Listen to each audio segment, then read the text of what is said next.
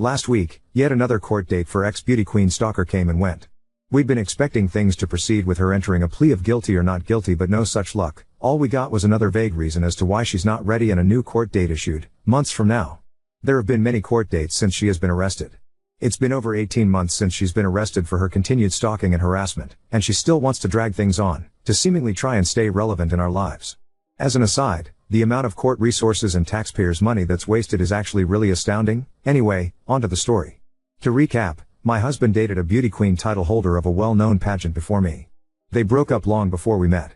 She was a statuesque blonde, very tall, a knockout in her day, in my opinion. This is somewhat important to the story, I guess. But, while she was a dazzling pageant winner on the outside, on the inside, oh boy.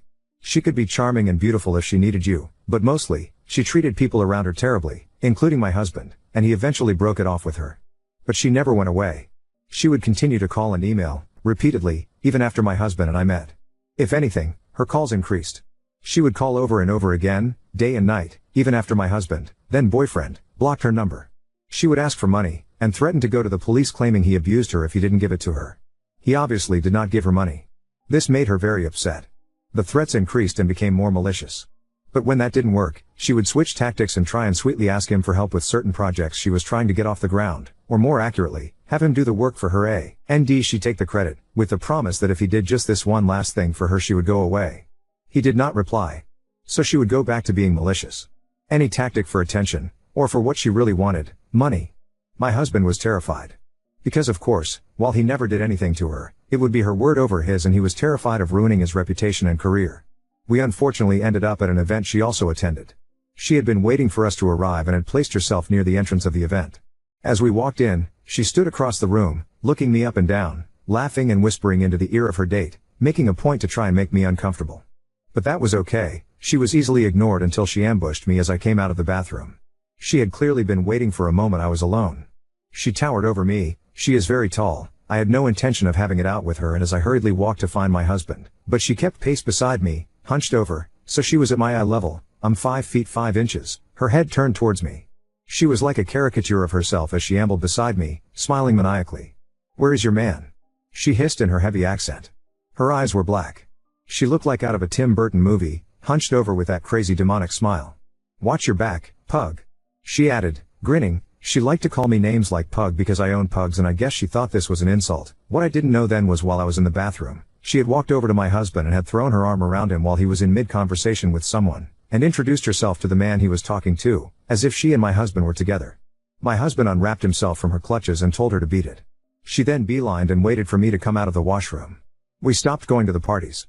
The last time we ran into her was at a funeral for a mutual FR, and she followed me around at the wake. As my husband, boyfriend at the time, was talking to the man's widow, I was talking to a friend and his wife. She walked right up and stood with us, joining us mid-conversation as if she were part of the group. It was unnerving but also just bizarre. It was a funeral and I did not want a scene. I silently picked my wine glass off the bar and walked away, leaving her with the couple I had been speaking to, and her staring at me with a smirk on her face. All in all, annoying but manageable. However, the emails, calls, never stopped.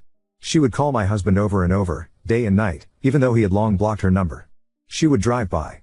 I found my car keyed one night after I left it outside, but obviously I couldn't prove it's her. But enough was enough. My husband had a lawyer send a cease and desist. After the first, she called him from a private number. He answered and she said, "Hi it's me," in a sing-song voice like they were the best of friends and he hadn't just sent her a lawyer's letter ordering her to stay away from him and his family. He said nothing and hung up. Another cease and desist was sent. Then a third. Nothing would make her go away. She did not actually think my husband was capable of not wanting to be with her, because her beauty. Eventually though, she got pissed that he was not giving in. So, she decided to take this rage to the internet. I knew that she was absolutely checking out my social media, but I don't really use it much, so I didn't care.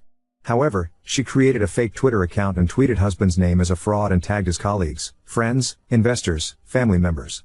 Every single person she could think of to try and ruin his reputation and career. On New Year's Eve, she posted on my Instagram account at exactly 12:01 a.m. "Happy New Year." Scrud's social media settings were all put to private. We went to the police armed with emails threatening to give her money or she would go to the police. She was charged with 2 counts of harassment, and a restraining order was put into place. To our shock, the next day after her arrest, our phones were buzzing. This story had made front page news, clearly a slow news day. Her day in court came, right before COVID. We arrived to the courthouse and sat down. She walked in, we were shocked by her appearance. Actually, shocked is an understatement. She was unrecognizable from her former self. Gone was the statuesque, dazzling blonde. She had apparently shaved her head and was wearing a short, ratty brown wig. She had gained about 80 pounds, give or take, and was now sort of hunched. With her height and new girth, she looked like a linebacker. To add to her new look, she wore a bulky brown men's overcoat and a scarf tied over her wig, like a babushka. My immediate thought was, her outside now matches her inside. But it was her eyes that I noticed the most. About a year earlier, we had shown a photo of her to our kids so that if she ever approached them, they knew to run. At the time, my son, who was young, commented that she had mean eyes. From the mouth of babes. Maybe it was that she had changed so much physically overall, but her dark eyes had narrowed into deep, black slits. As she scanned the courtroom and saw us in court, she would turn around every so often to look back at us and glare. She would then whisper in her lawyer's ear, and laugh as if she were having a grand time. She had a pair of big, round cheap sunglasses that she would put on and take off intermittently. When she addressed the judge, she put them on, and he asked her to remove them. We thought she was putting on a brave face and treating it all like a joke, but we were about to find out that getting arrested wouldn't slow her down. The restraining order didn't seem to faze her at all. If anything, it angered her more. From then on, every day, night and day, she would post, from multiple fake social media accounts, posting photos of myself, of my husband. She would put up my husband's photo with the caption pedophile or other terrible names that included racist and transphobic comments and captions. To give you a slight idea, she posted altered pictures of my husband, photoshopped to look like he was wearing heavy makeup and referring to him as a pre-op transgender. She posted altered and unflattering photos of myself. She called me old ugly, those are the G-rated ones.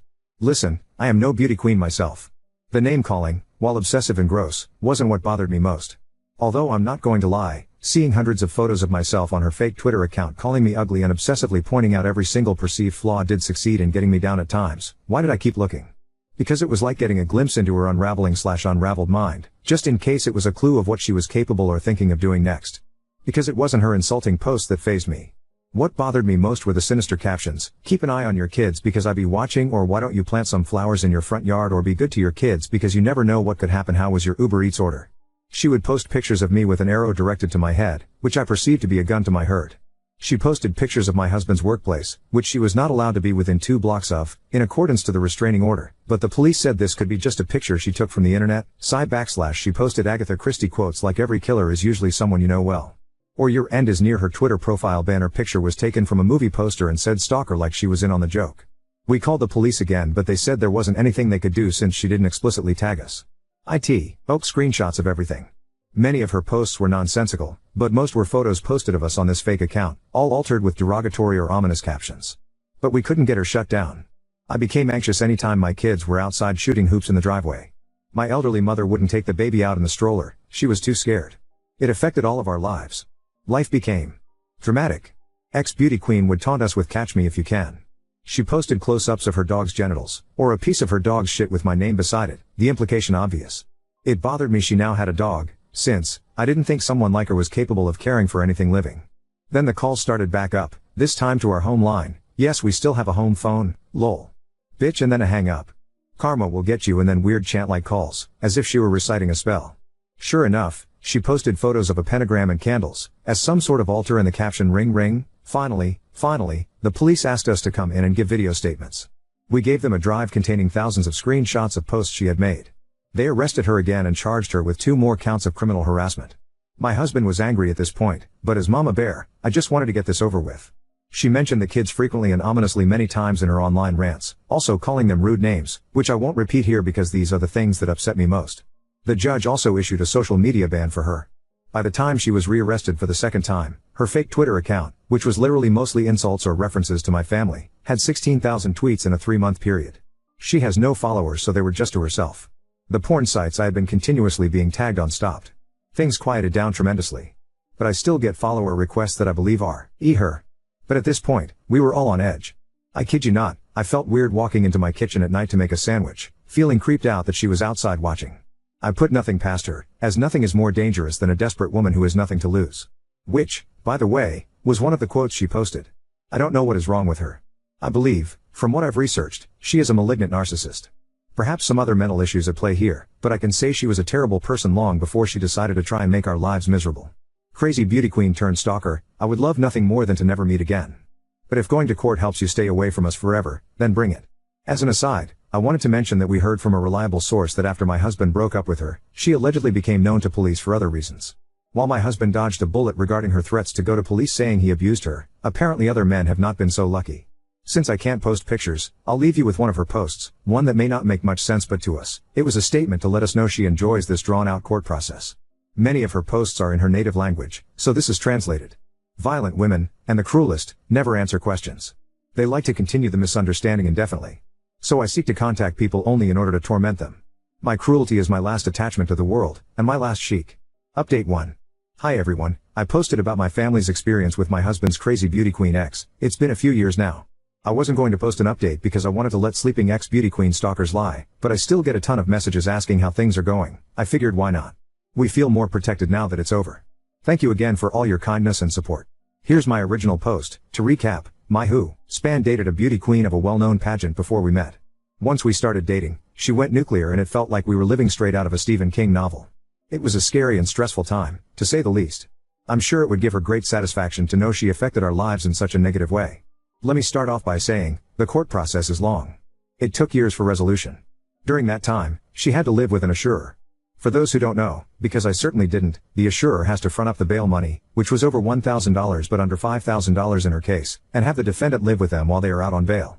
Her initial assurer was her mother, but after she was rearrested for continuing to harass us, the judge said that she had to have a new assurer since she kept breaking the law under her mother's watch. Since COVID, everything is done via Zoom and a virtual courtroom. There have been a few court dates during the past few years but only her lawyer was present. These court sessions were basically asking to defer, etc. It was all very long and drawn out. The last court date was last August of 2023. I was curious as to what she looked like now, and to have this finally behind us. Finally, she appeared in the virtual courtroom. She was no longer wearing the wig, it looked like she had some real hair, it was short, brown and pinned straight. She was the same weight as I had last seen her in person and she was wearing a long white sort of coat, almost like a lab coat. No makeup. She was scattered, couldn't get her Zoom to work, wouldn't come into focus in the meeting, even though the judge repeatedly asked her to be visible during the proceedings but she didn't listen to him, she kept going out of sight. She had the San Francisco Bridge as her Zoom background. Anyway, it was a gong show.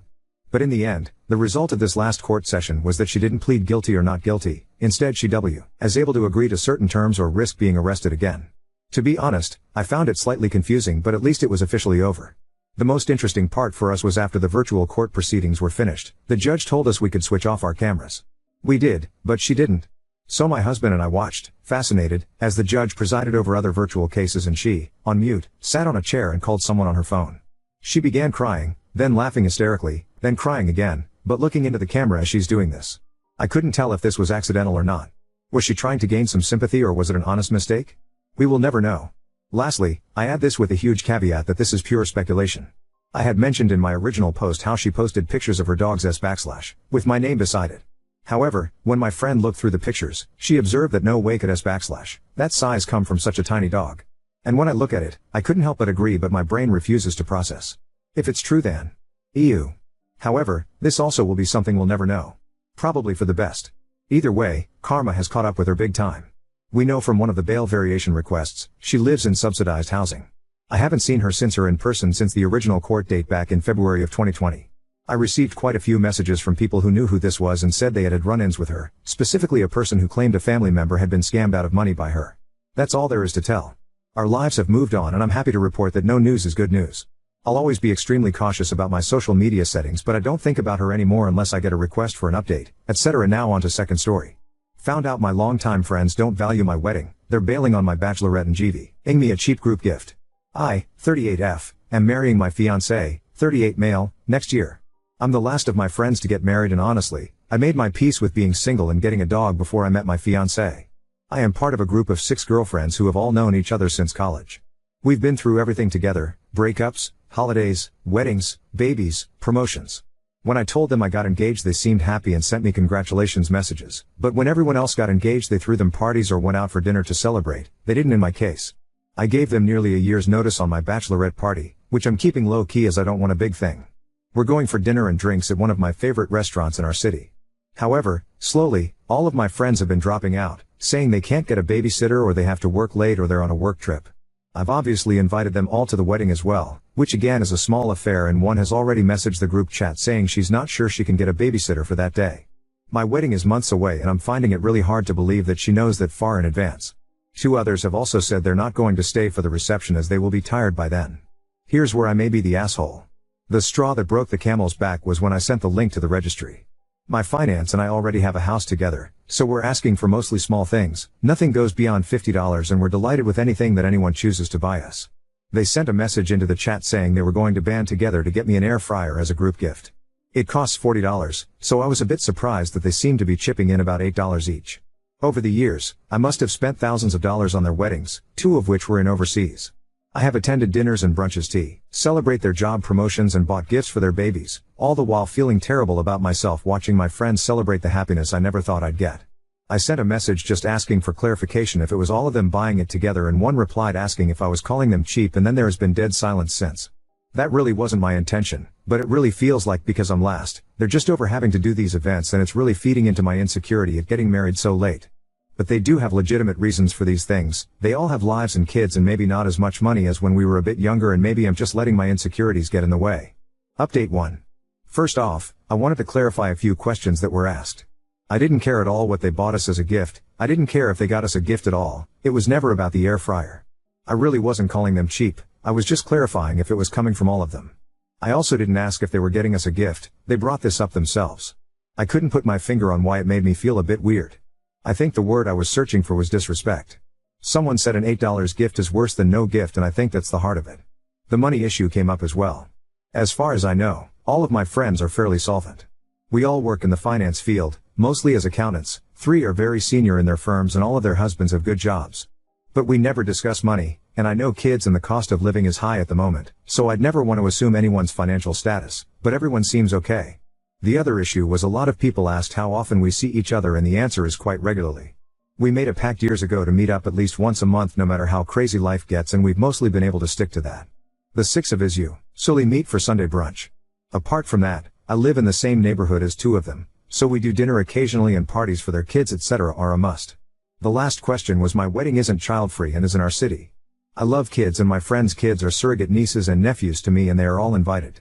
The friend who said she couldn't find childcare said she didn't want to bring her kids because she said weddings are easier without them. Lastly, some suggested they don't like my fiancé. They've never given me that impression, everyone seems to get on well enough, they've known him for 2 years and he occasionally goes golfing with some of their husbands. Now on to the update. Reading the comments was like having cold water thrown over me. I've never considered myself the outsider friend, but a lot of people suggested that I was and it really threw me and I got really overwhelmed. I didn't send any message to the group chat, even though lots of commenters gave me really good suggestions about what to write, and I withdrew into myself until my fiancé prized it out of me what was wrong. I showed him this post and he got super quiet and really angry. I've never seen him this angry over anything ever. He asked if I had spoken to them about this and I said no. He started to call them individually and read them the riot act.